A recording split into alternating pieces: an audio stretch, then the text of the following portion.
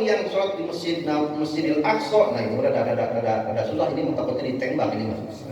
Sholat di Masjidil Aqsa 100.000 rakaat ibarat dan tandingannya.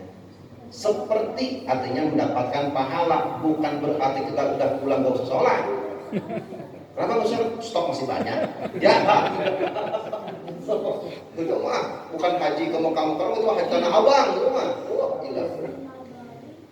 Kenapa orang Arab mereka berdiam diri menetap di bulan Dzulqa'dah? Bukan tanpa alasan, mereka mempersiapkan diri menyambut datangnya musim haji bulan Dzulhijjah. Tamu yang baik adalah tamu yang dihormati oleh pribumi yang terhormat. Pribumi yang terhormat adalah pribumi yang mempersiapkan diri sebelum tamunya datang. Ada orang mau tamu ke rumah kita, saudara kita jauh, rapihin dulu kamarnya, bersihin dulu kebutuhannya apa, datang langsung orang kita sediain padanya. Service excellent, pelayanan terbaik sebagai Khadimul Haramain, pelayan dua tanah kota suci Mekah dan Madinah. Maka orang-orang yang berada di Mekah Madinah, masa sekarang dari mulai Dzulhijjah kemarin, Mekah Madinah adalah masa-masa netralisir, razia semuanya. Orang-orang yang visanya selesai, umrohnya usir keluar, habis semuanya. Kenapa? Mekah Madinah kudu kosong. Kenapa? Mau dipakai orang-orang yang haji. Selain itu yang tur-tur melancong-lancong keluar. Kenapa? Mekah Madinah mau dikunjungi tamu suci orang-orang yang ibadah haji. Maka orang-orang Mekah zaman dulu mempersiapkan diri menjadi pribumi yang baik sebagai Khadimul Haramain, pelayan dua kota suci Mekah dan Madinah. Bagi orang yang bukan orang Mekah, bukan orang Madinah, haji belum, ngapain kita? Pak Ustaz, kita makan orang Jatisari, haji belum dipanggil. Menurut Badan Statistik Kementerian Agama Indonesia, waiting list Jawa Timur 35 tahun. Jawa Timur. Bekasi sebelum corona waiting listnya 19 tahun. Pasca corona sekarang waiting listnya 25 tahun. Berarti orang yang usia 40 tahun baru daftar, berarti kepanggilnya usia mati lah. Usia 65. Itu pun kalau Masih hidup.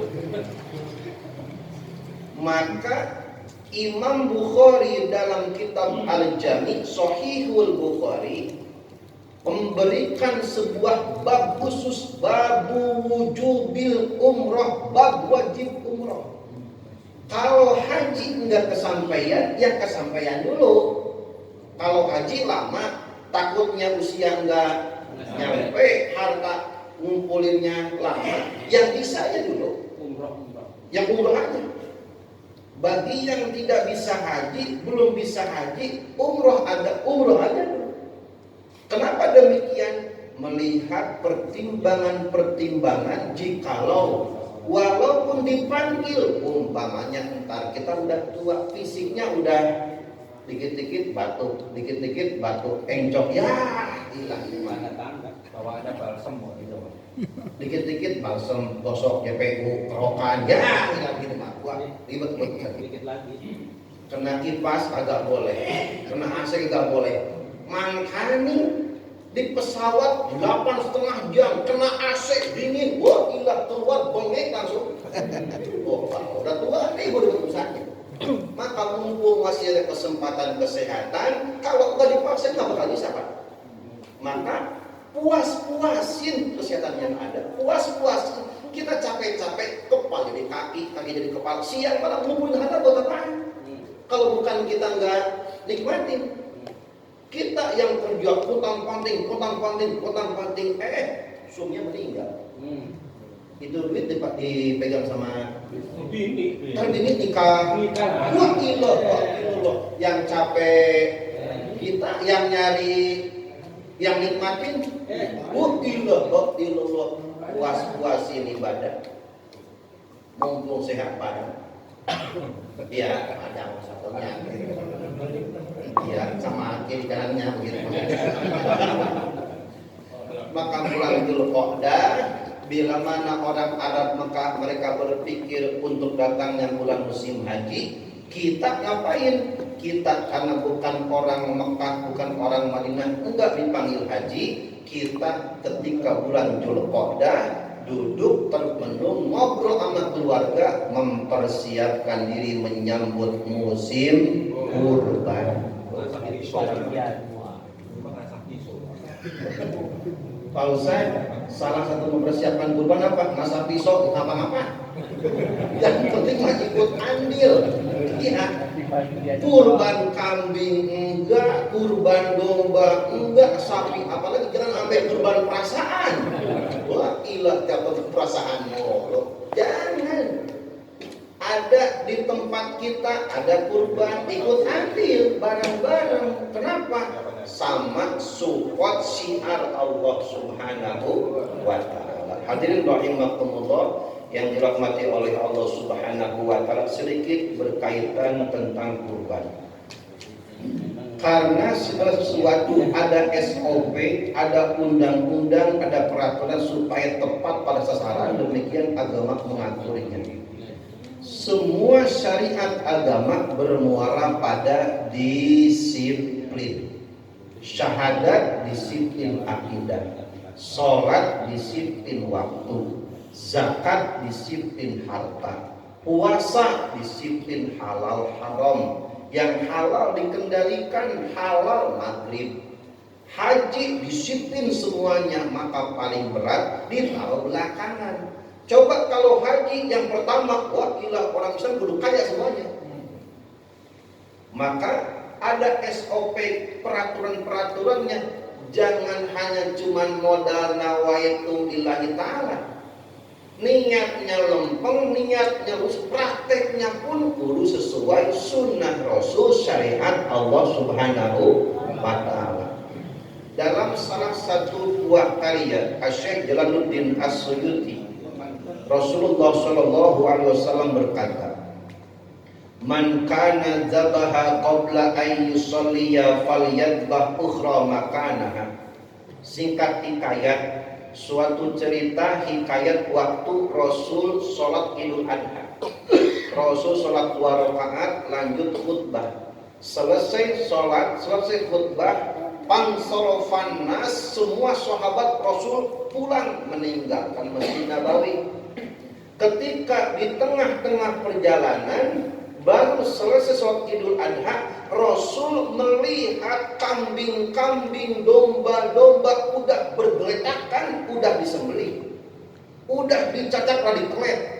Fa'arrafa Rasulullah, maka Rasul tahu berarti ini sembelihnya sebelum sholat, orang Nabi baru selesai, tapi ini udah dicacat, disembelih. Kata Nabi berkata, "Man kana zabaha qabla an yusalliya falyadbah ukhra makanaha."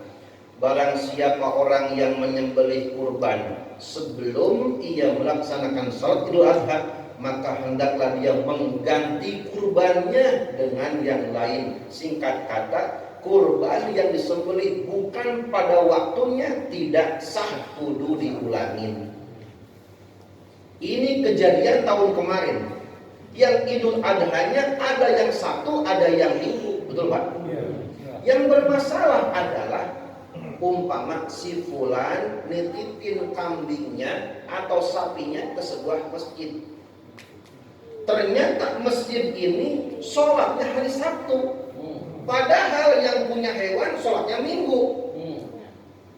Yang berbahayanya adalah hewan dia disembelih hari Sabtu, padahal dia belum sholat. Nah, itu yang bahaya. Maka itulah yang kemarin terjadi. Banyak masjid-masjid yang notabene Idul Adhanya lebih awal menyembelih hewan kurban, padahal hewan kurban yang dititipinnya si pemiliknya sholatnya besok. Maka bagaimana untuk mencari solusi benang merahnya? Boleh sholatnya hari Sabtu tapi nyembelihnya bareng besok hari Minggu. aman, selesai. Dan itu saya sampaikan ke teman-teman tempat kita ngajar yang notabene sholatnya Sabtu. Kalau kuat guru boleh nggak Sabtu sholat? Monggo silahkan, saya bilang. Tapi antum kasih tahu panitianya jangan nyembeli hari, khawatir di hari Sabtu ternyata hewan dititipin, orangnya lebarannya hari, supaya nyari aman boleh sholatnya hari Sabtu, nyembelinya hari Minggu, aman dua-duanya. Bagaimana kalau nyembelihnya malam takbiran, panitia nemuin kambing kecekik, dituntun sore-sore, siapa yang nonton? Pak Wira. Assalamualaikum panitia, ini saya kambing khusus imah, kambing spesial dari Bima, kilo jauh-jauh, kambing montok 5 juta, diantar ke panitia, dikalungin nomornya cantik 99 atas nama beliau. Ternyata jam 11 telepon panitia, Assalamualaikum Pak Wira, iya ada apa ini? Kambing bapak yang sore kan diantar ya 99. Ini pak, bapak sih kepanjangan tambangnya kepanjangan. Emang kenapa emang kambing saya kepanjangan tambangnya? Kecekik pak, sekarat ya. Ini cerita sama Beo ini mah. Terus gimana itu kambing saya? Nah, langsung disembelih sama siapa? Sembelih tukang jagal mana? Jagal dulu udah berarti udah ditanya, nggak boleh nyebutin merek, nggak boleh. Ini kode jurnalistik nggak boleh itu mah. Iya. Terus bagaimana hewan saya? Ya kata panitia, daripada hewan bapak mati terus jadi bangke mubazir kan, diselamatin, alhamdulillah udah dipotong.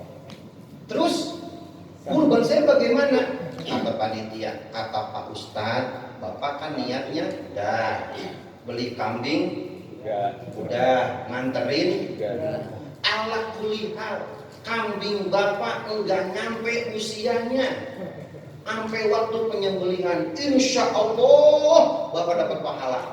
Oh begitu ya, udah kalau begitu mah aman, ya cakep udah begitu. Tapi coba kalau yang kagak ngerti, gentiin, gak tahu saya mah. Kan udah nganterin, wah hilang ribet urusannya. Maka panitia kudu tahu selak-beluk bagaimana mengatasi masalah yang begitu. Kalau penyembelihannya kayak begini, ini penyembelih disengaja, ini mah disengaja, bukan darurat.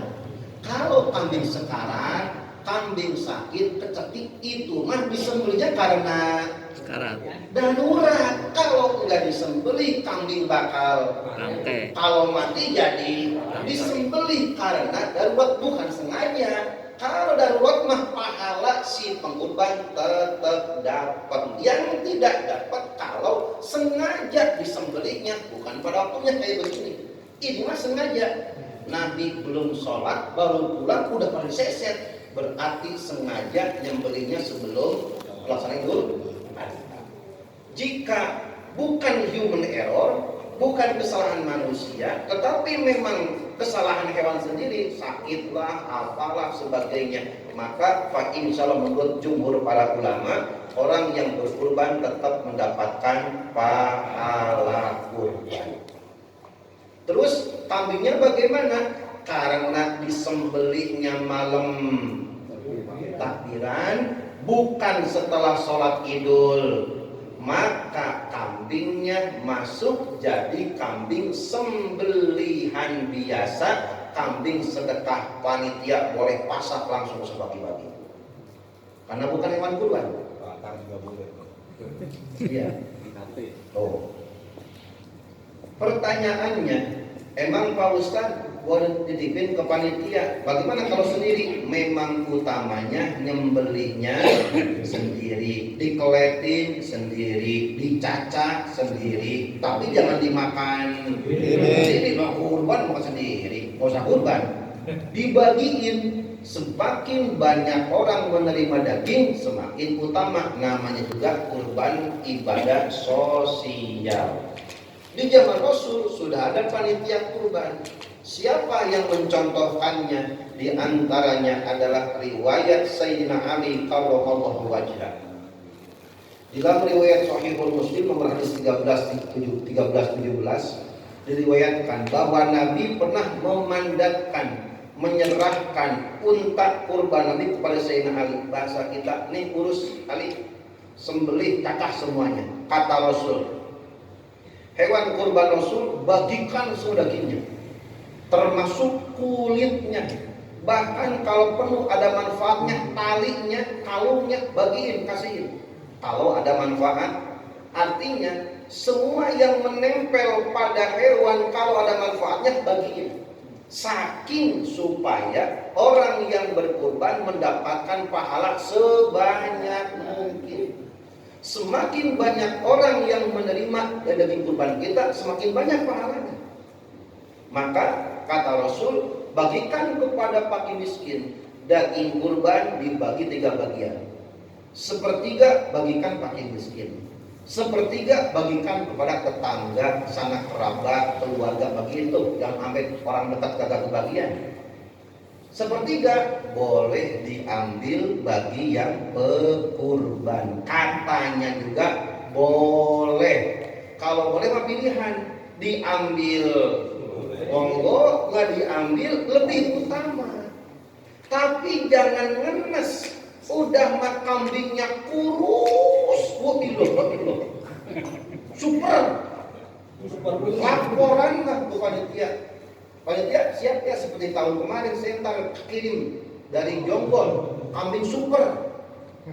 Datang Polbak, pas datang parkir itu kambing loncat, itu panitia, kambing kan anak-anak kucing, saking kurus ya.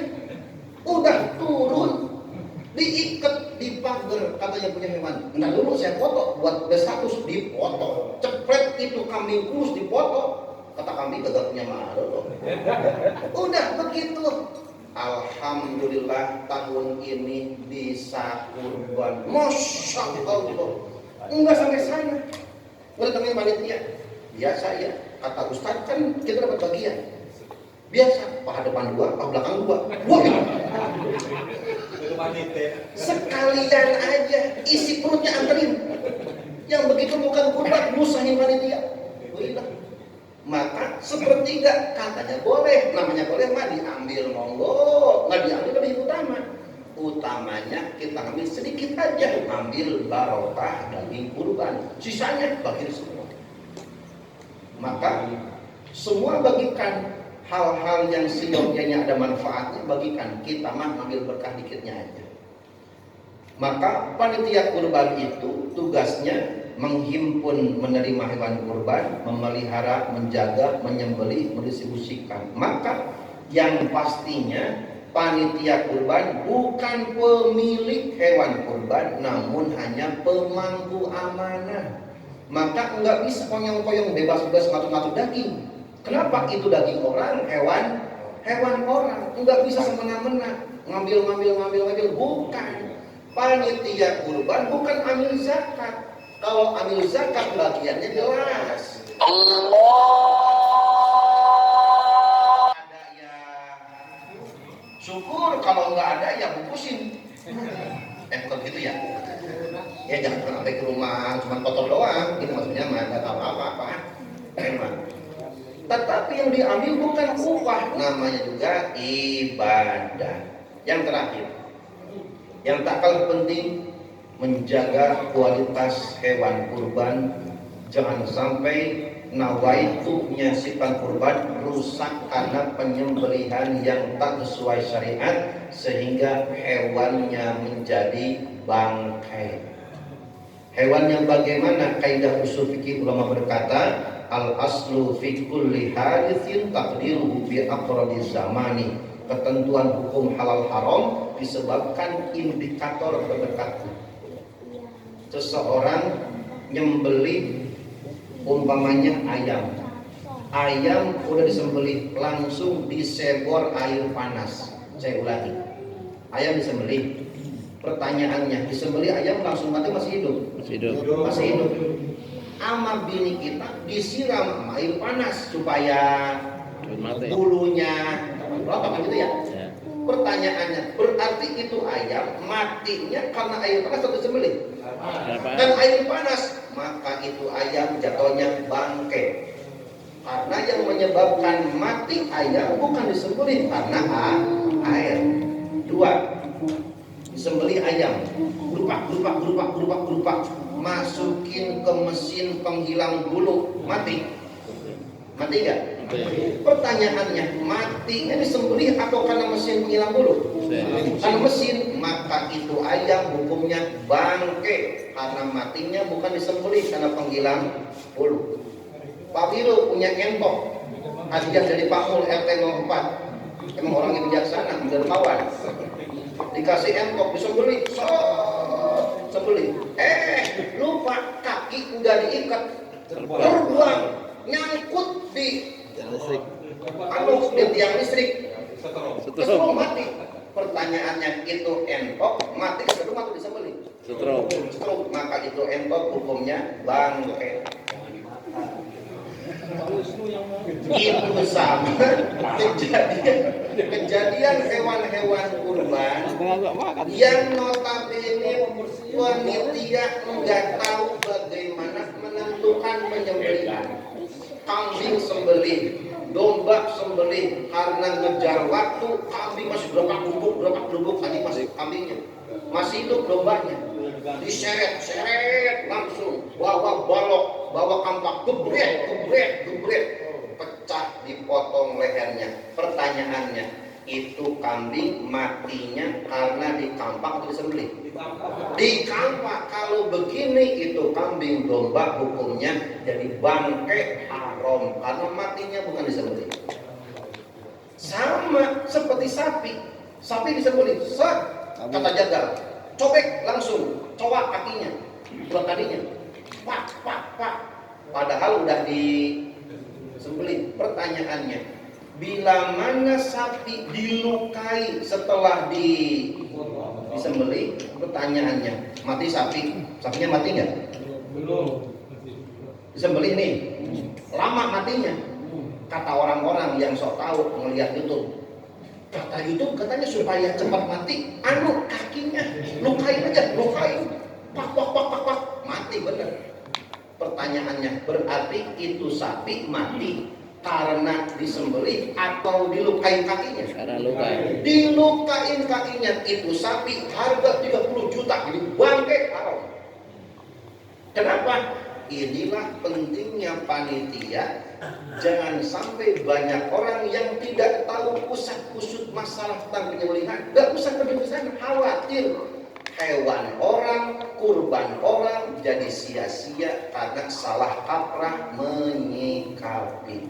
Maka bulan Dzulqa'dah adalah bulan duduk evaluasi bagaimana kurban ini sah, afdol, sesuai sunnah Rasulullah Sallallahu Alaihi Wasallam. Mudah-mudahan Allah Subhanahu wa Ta'ala memberikan kesempatan kepada kita untuk berkorban, sehat walafiat, berkah rezeki dan mudahkan urusan. Kita akhiri alhamdulillah sama-sama. Alhamdulillahirabbil alamin. Rabbana atina fid dunya hasanah wa fil akhirati hasanah wa qina adzabannar. Subhanakallahumma wa bihamdika asyhadu an la ilaha illa anta astaghfiruka wa atubu ilaik. Akhir kalam. Wassalamualaikum warahmatullahi wabarakatuh. Waalaikumsalam.